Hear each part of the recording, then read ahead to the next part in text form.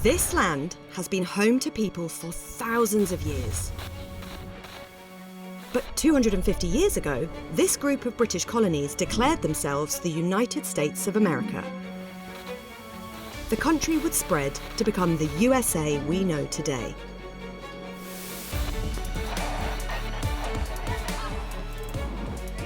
But the story of how it became a country in the first place starts here, in Spain, in 1492.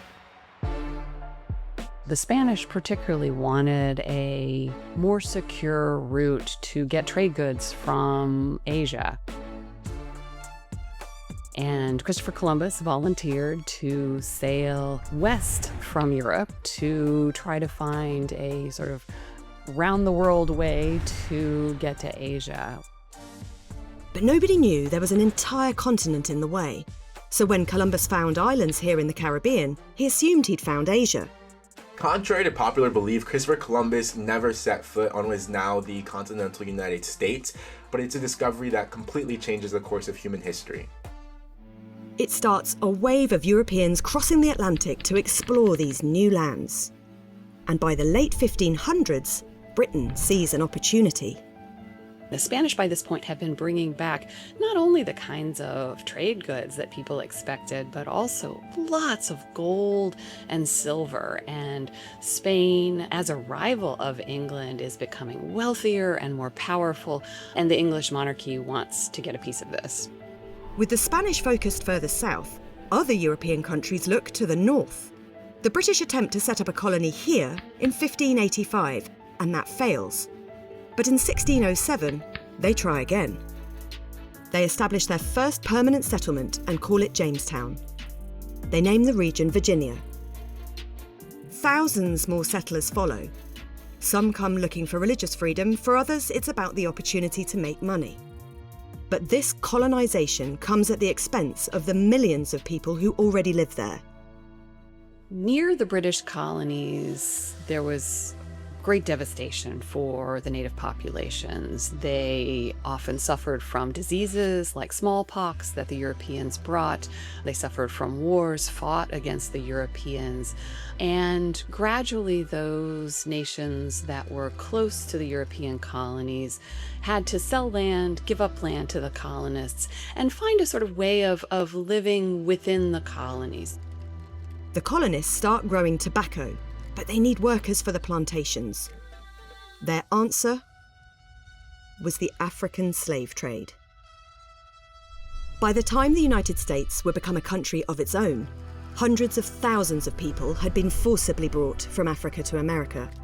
Slavery just really drives so much of the labor systems in the United States. In the South, it's the agricultural system. In the North, it's the industrial and the domestic services industries that are filled with enslaved Africans. And it's not until the 1800s and specifically the time around the Civil War where Americans really have to reckon with whether or not they can continue to be a country with the morals that they espouse and still practice African bondage. The colonists spread north and south. By 1732, these 13 very separate colonies are established. They are not coherent at all. They are quite different from one another. They were settled in different ways. They have very different economies. They have great prejudices against one another. But what they share is their British identity. The colonists all look to Britain as their real home. It would be crazy to imagine, even just a few years before the American Revolution, that these diverse colonies would somehow, against their interests, decide to band together against their mother country. The road to that revolution starts in the 1750s.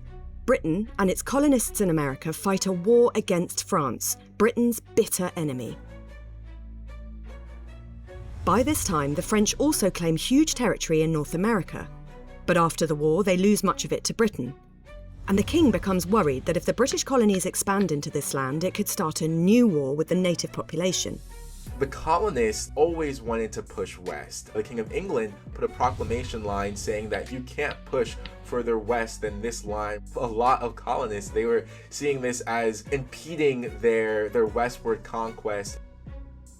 Britain also has massive debts after the war with France. The government decides the American colonies should pay more tax. Members of Parliament think colonists should bear a little bit of the cost of this war that they've won together. Colonists don't agree. So there's sort of a slow growth of frustration in the colonies over the idea that men back in Britain should be able to rule them. The hotspot for this growing anger is the city of Boston, the capital of the Massachusetts colony. Massachusetts is just a place full of independent thinkers at this time, and those independent thinkers, as the independent thinkers of today, want nothing less than someone telling them what to do.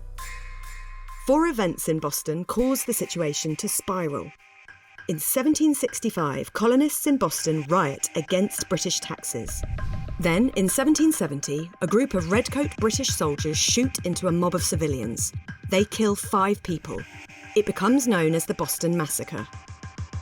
3 years later, a group of men board a British ship at Boston Harbour and dump 300 chests of tea overboard. It's a protest against British taxes and control over trade, and becomes known as the Boston Tea Party. The British Parliament declares Massachusetts in rebellion. Then, in 1775, it all comes to a head. Just outside Boston, 700 British soldiers are confronted by a group of armed civilians. Shooting erupts. 8 colonists are killed. The colonies form an army led by the man who'd become the face of the dollar bill, George Washington. They are officially at war with Britain. The Revolution is a war before it is an independence movement. And so colonists are involved in a military conflict against their own government. And yet most of them do not think independence is the solution. That is until January 1776, when this man, Thomas Paine, writes a pamphlet calling for independence from Britain and its king. He calls it Common Sense. It's an instant hit, and its message goes the 18th century version of viral. Thomas Paine says, what kind of sense does it make for a small island to rule a continent? With public opinion turning in favour of independence, representatives of the 13 colonies meet in Philadelphia. They choose Virginia's delegate, Thomas Jefferson, to write the first draft of a breakup letter to Britain. At the end of June, it's presented to the colonies. And on the 4th of July, 1776, representatives of all 13 colonies adopt the Declaration of Independence. The United States of America is born. Sort of. Because declaring themselves a new country doesn't mean everyone will be okay with it.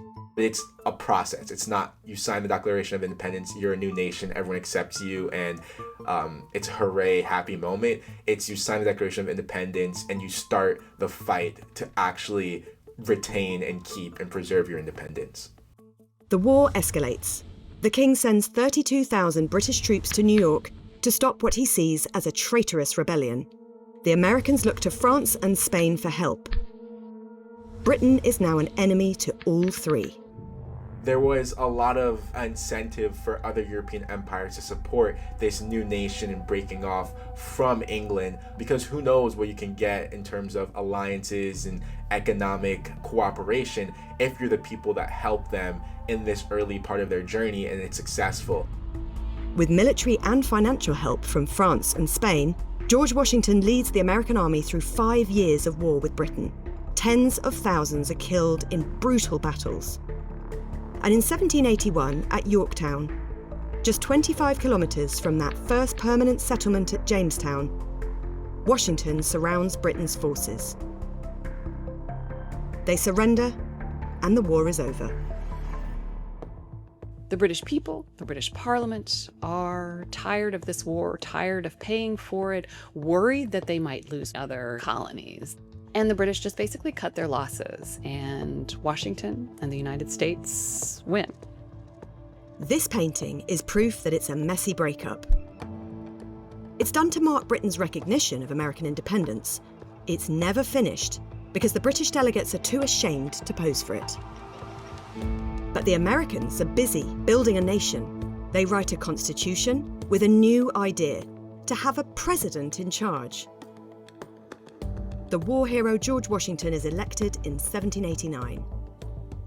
Fast forward a couple of centuries and the United States keeps growing until it becomes a continental power. But what happened during the Revolution still plays a big part in how it sees itself. The Constitution really is what allows the United States to exist, to continue, to have lasted for 250 years. The government created during the Revolution could not possibly have held together more than a generation or so. The unanimous election of George Washington by the Electoral College to be president, it really is what creates a country that can rule itself and that can last.